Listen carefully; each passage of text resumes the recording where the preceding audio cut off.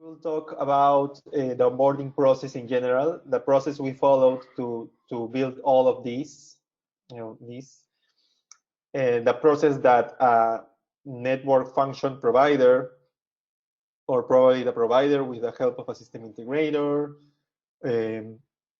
will use to convert the packages, or no, not the packages, the functions, the images, to a complete package that describes the function and provides a service, so that operators can use these network functions and have them in a catalog and finally make them part of a network service.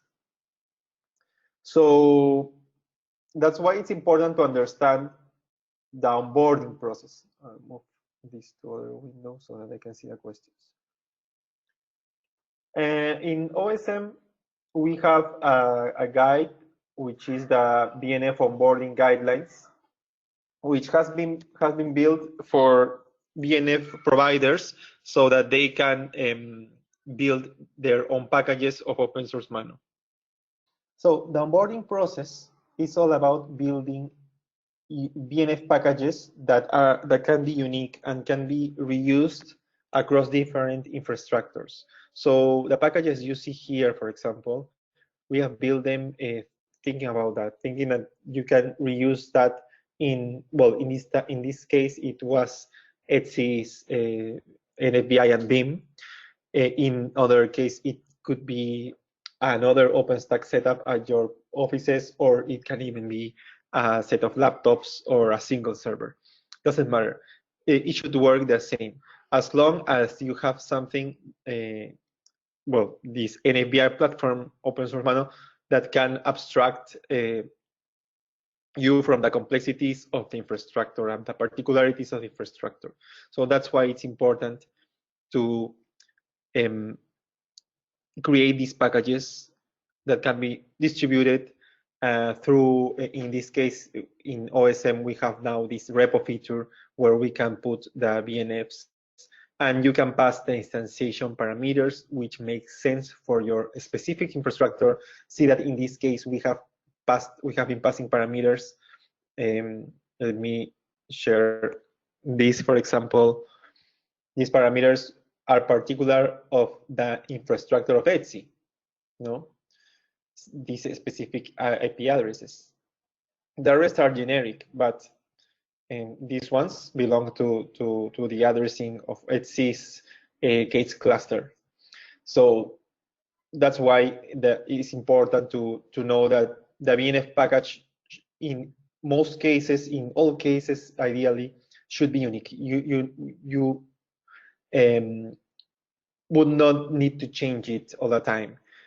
For example, we have been changing it, but because we have been building on top.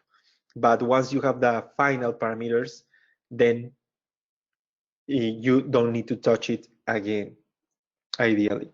For example, we converted the interfaces to sr-iov. Some infrastructures may not have sr-iov, may not have APA support. That's why OSM has now a tool that lets you onboard with or without APA, for example. And I can show you here OSM NF. When you create,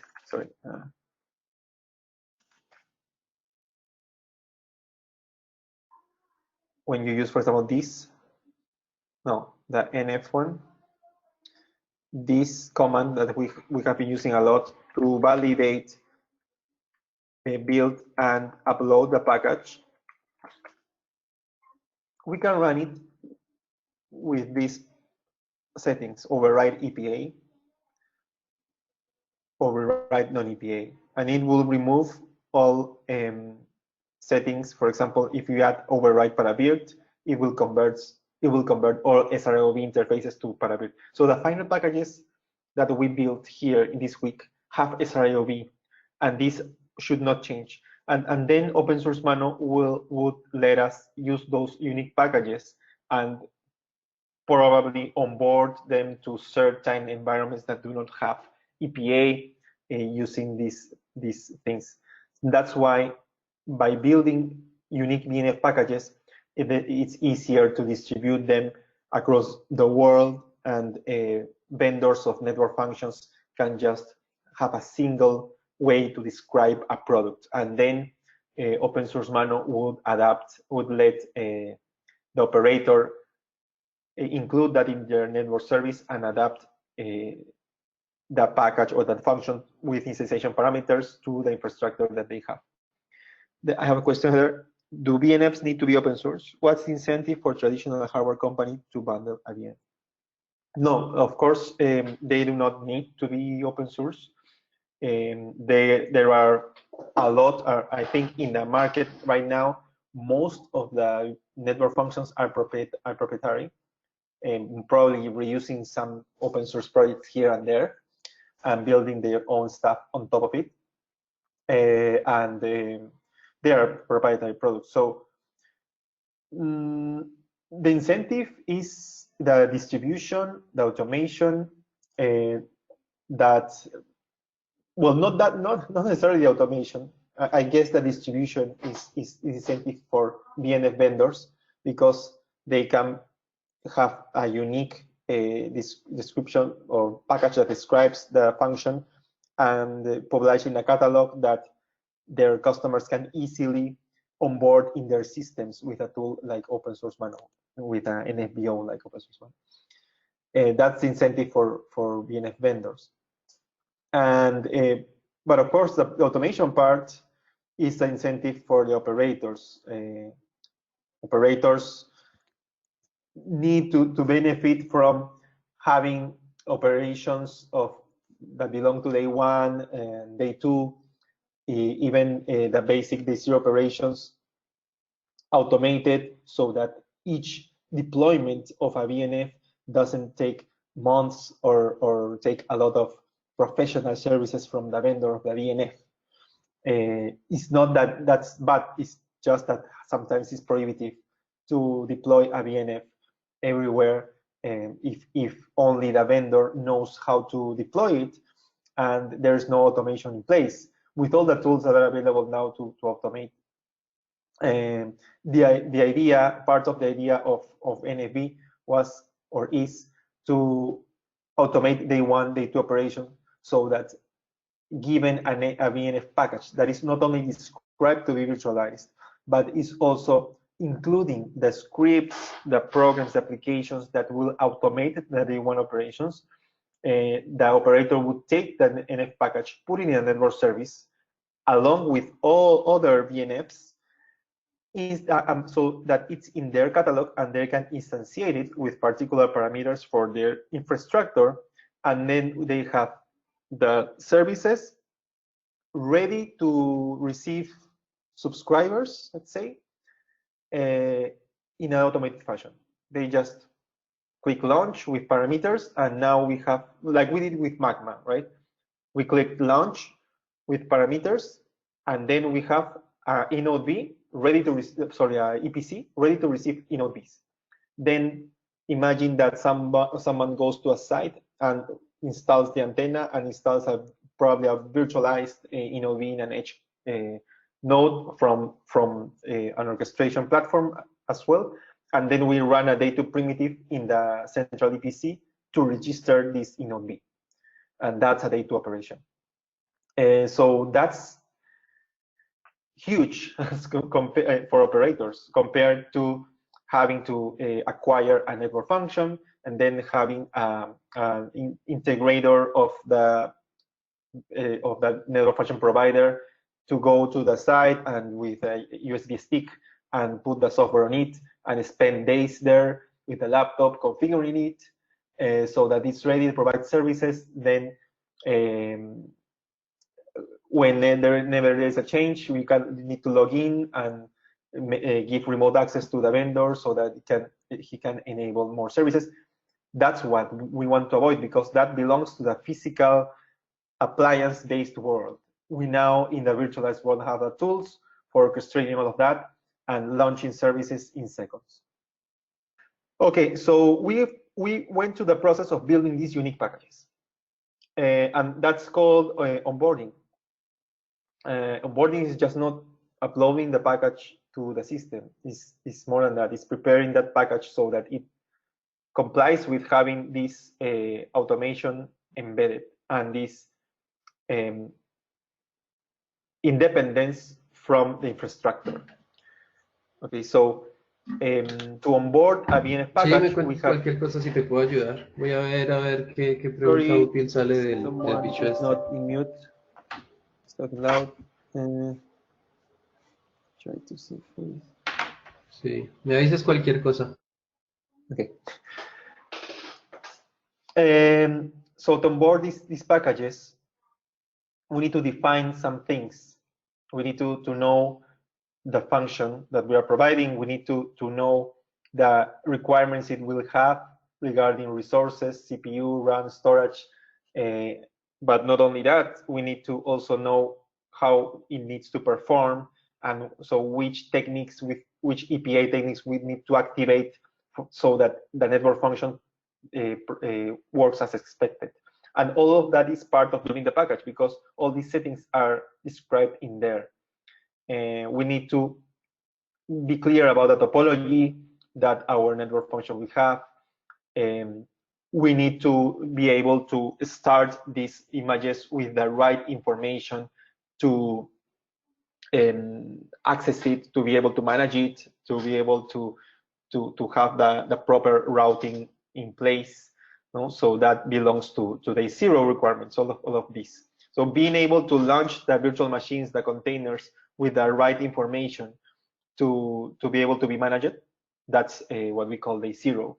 And that's what we built the first day. Remember, we built the multi-VDU BNF with certain parameters. We left EPA for the last day, just because that's something that cannot be dynamically activated when we are testing.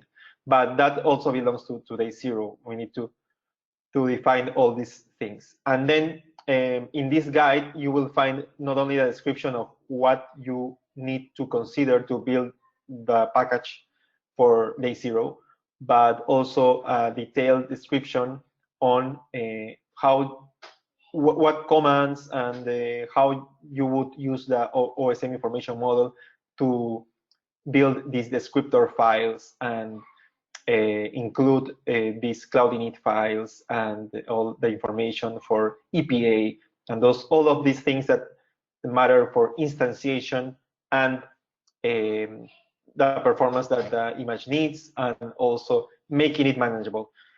This guide still needs to be updated because we recently added the KNF or the CNF onboarding or support. We just have added onboarding walkthrough. I mean, this is an example applied to Magma. It's previous to this Hackfest. It builds just the Magma components without interactions to external components, but it can be used as a guideline too.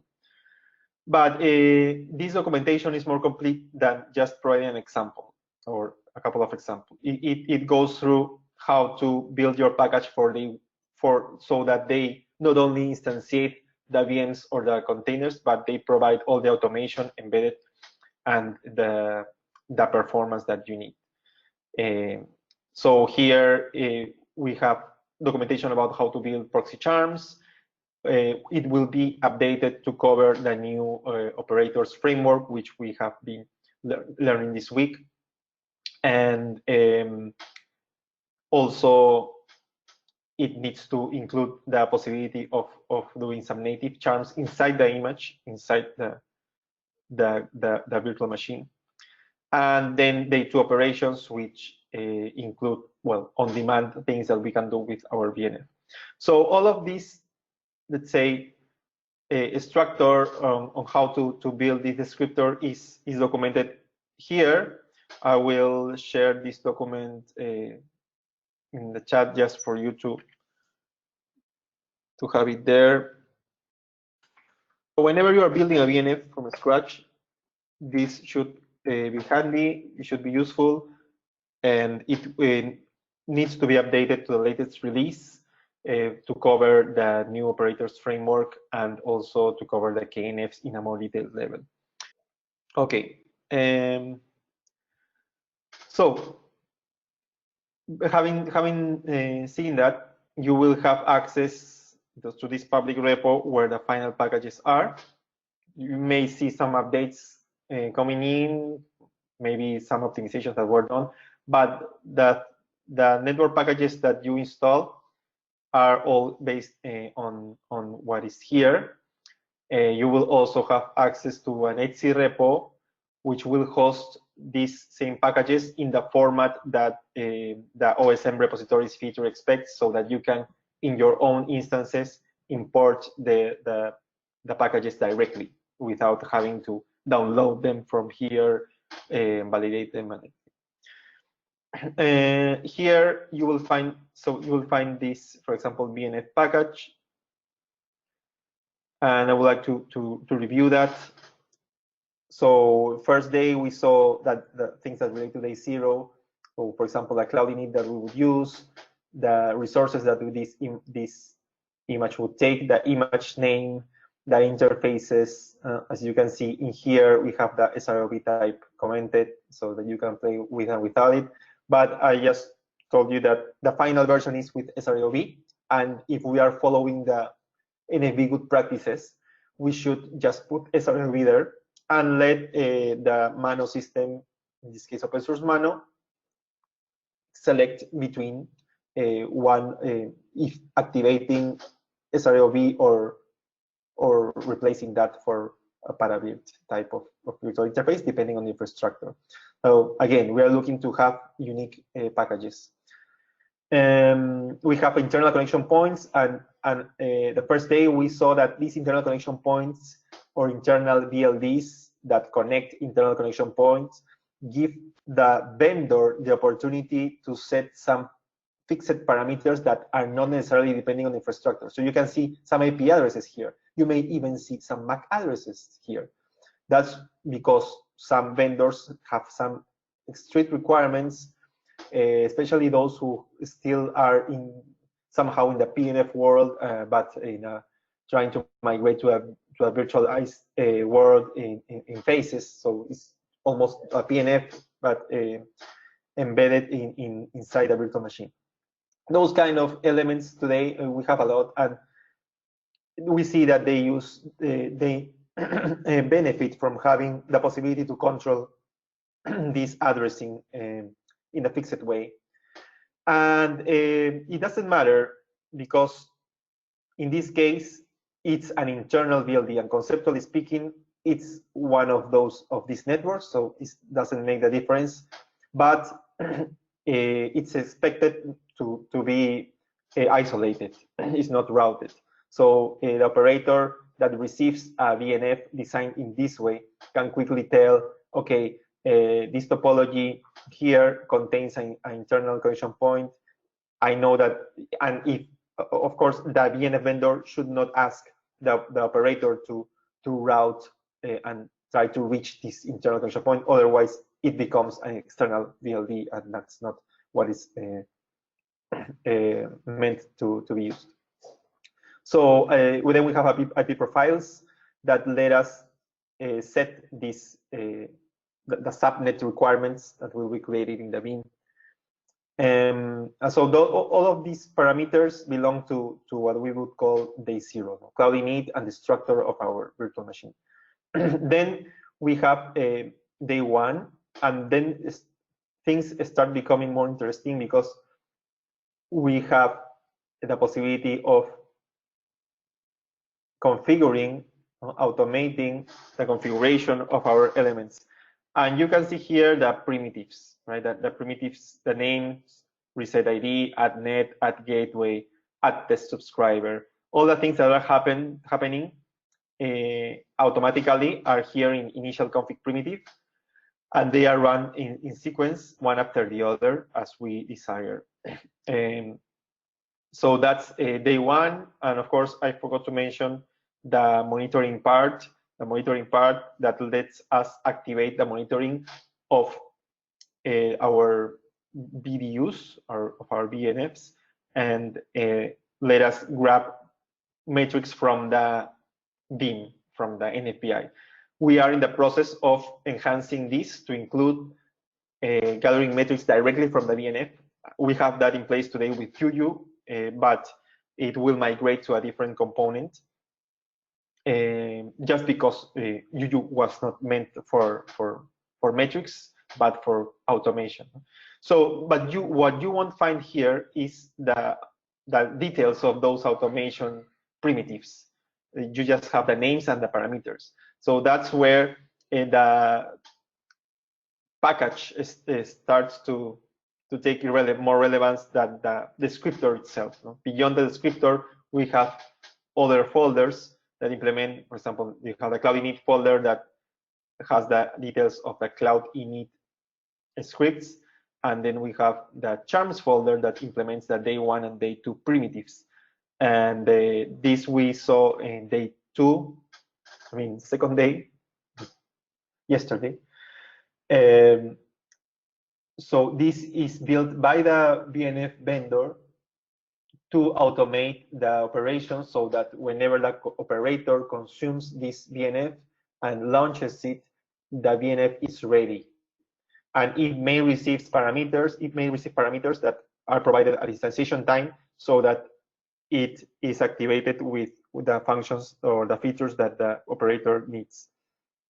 So the most important part here in a proxy charm like this is the charm file, and it includes the operations that we want to run here.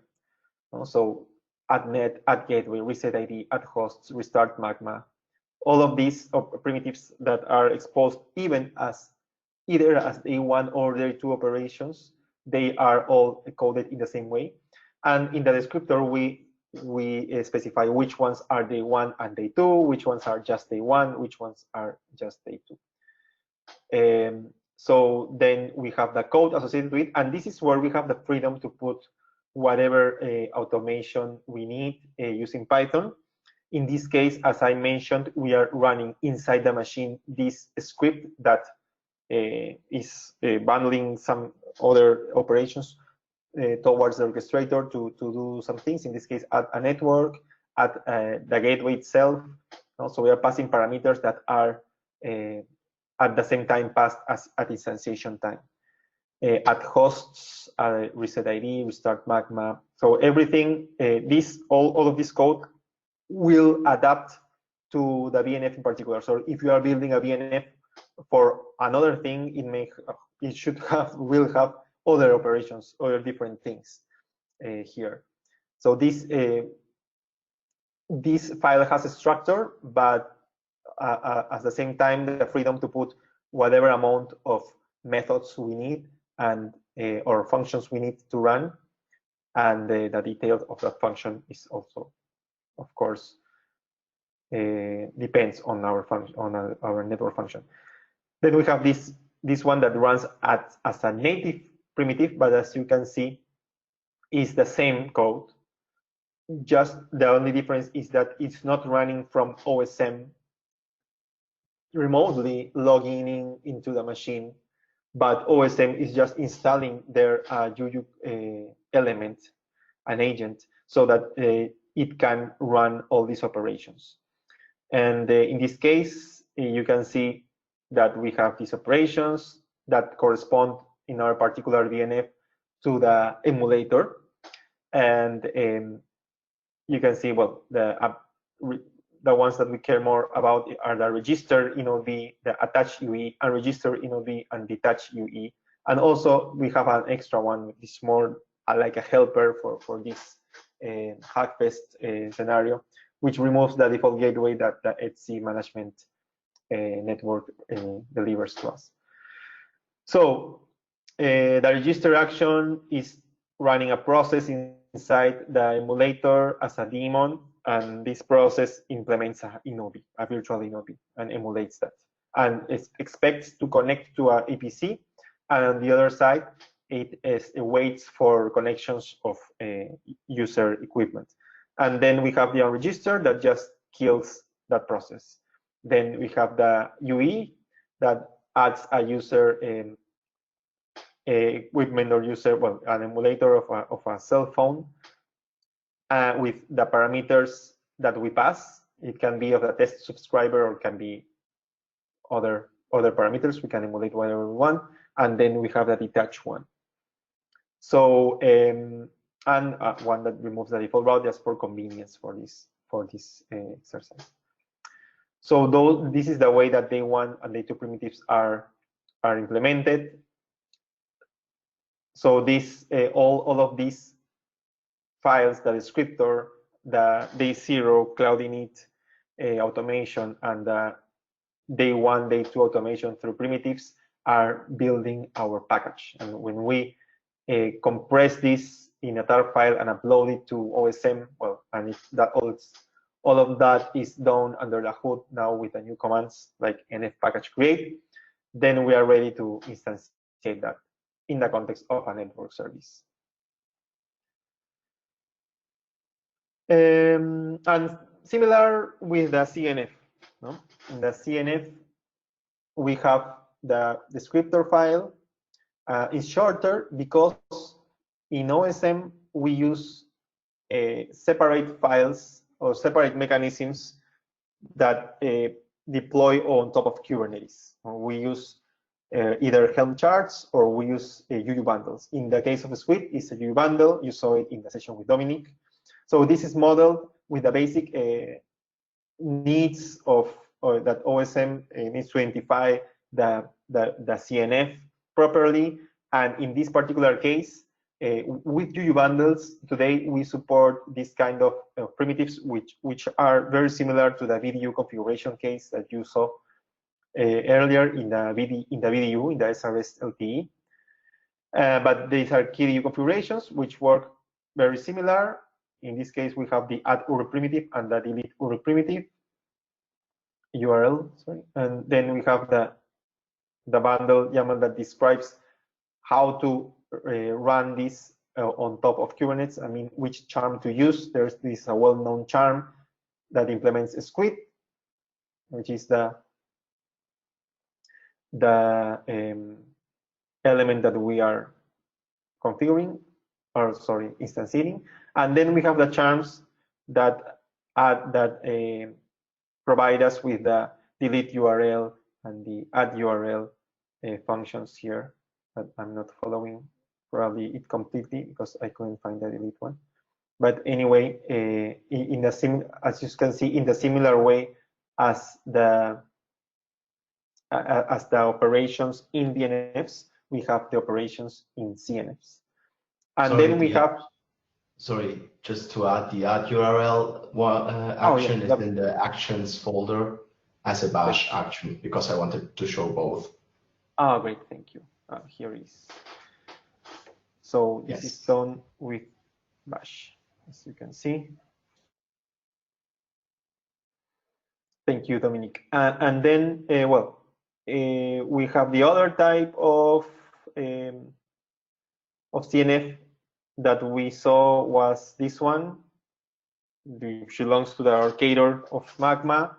As you can see in the UU bundles case, is a very basic file, just that we don't have, in this case, that we are using Helm, we don't have support for the KDU configuration yet through charms, but through Helm operations like Helm upgrade, for example, from one version to another or things like that. So these are a different mechanism. But we'll probably have support for these operators in both mechanisms. So this is all of it. As you can see, the main element is which Helm chart you are referring to, so that the complete Kubernetes function can be launched on top of Kubernetes. And sorry.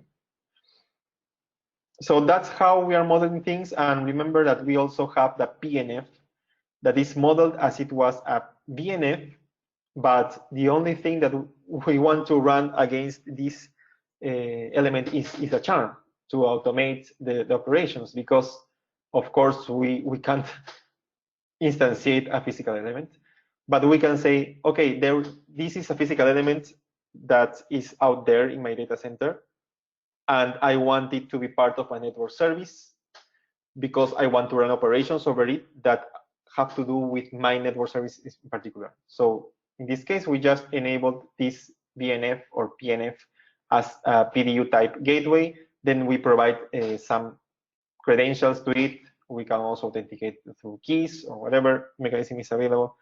And we set that there is a configure remote primitive, which we are implementing again through charms. So you can see here the BIOS config charm, and this charm file is a little bit different because where is it? The configure primitive, configure remote. It is running an Ansible playbook. So at some point here, it's running through a library, which is a layer in charms, which is called libansible. It's running a playbook with that is the name of the playbook, and these are the parameters. So as you can see, charms in the operators framework give you a lot of flexibility to put the code that you want, the Python code that you want inside these operations. And if we go to the charm and go to the playbooks folder, we see the playbook that is actually being applied to the router, and it's just using the module of this type of router, which is a BIOS virtual router at the end, and it's throwing this line here. Remember that you were applying your Magma SGI IP address here. It's just adding it to a list of access list, let's say. Firewall group is the way it's called in the BIOS configuration.